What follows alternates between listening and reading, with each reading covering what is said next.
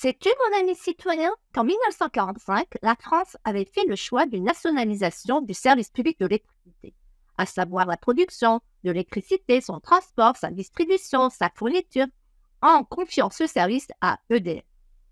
En raison de l'adoption successive de 4 directives européennes, qu'on appelle le paquet énergie, du Parlement et du Conseil, le marché de l'électricité et du gaz a été ouvert à la concurrence en 1999 pour les entreprises et en 2007 pour les particuliers.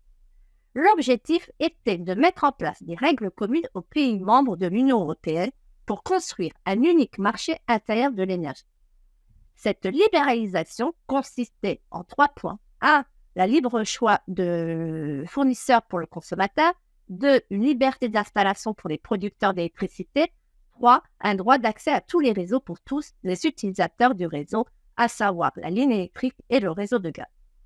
Ces directives ont eu des conséquences sur l'organisation du secteur électrique au sein d'EDF.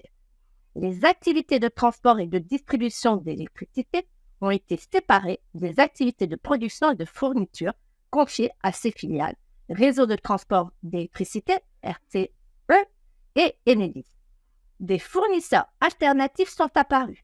2 types de marchés d'électricité se sont développés. Les marchés de gros, entre producteurs et fournisseurs d'électricité, les marchés de détail, entre fournisseurs d'électricité et des clients finaux, comme les ménages et les entreprises.